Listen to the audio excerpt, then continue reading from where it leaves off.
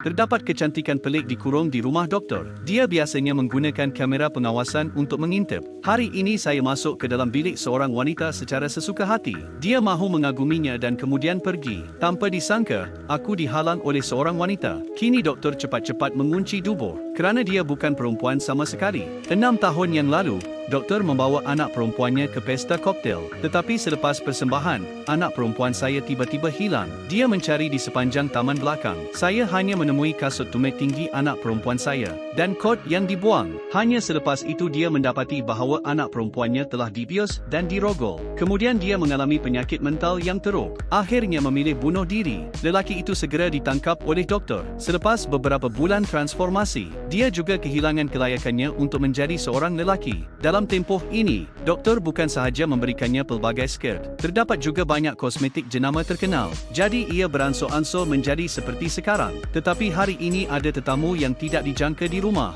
Ia juga merosakkan sama sekali wanita di dalam bilik itu. Cerebellum axi adalah anak kepada pengasuh di rumah. Rupa-rupanya dia datang melawat ibunya. Sebenarnya, saya datang ke sini untuk makan dan minum. Baru sahaja dia bangun untuk mencari minuman. Tiba-tiba saya menemui wanita itu di TV warna hitam putih. Sosok syaitan membangkitkan keinginan haiwannya. Si ibu mahu menghalang pistol daripada dibuang, tetapi tiba-tiba terbakar. Akibatnya, dia diikat dengan kapak cerebelar. Kemudian dia memaksanya menyerahkan kunci bilik wanita itu. Dia sangat cemas sehingga dia cepat naik ke tingkat atas. Namun tembakan tadi menarik perhatian wanita itu. Sejurus cerebellum axi membuka pintu, dia ditendang keluar. Wanita itu mahu melarikan diri, tetapi dia dicengkam oleh paha. Dengan tiada tempat untuk melarikan diri, dia hanya boleh berada di bawah belas kasihan orang lain. Apabila pengasuh itu memikirkan bagaimana untuk menamatkannya, doktor tiba-tiba masuk.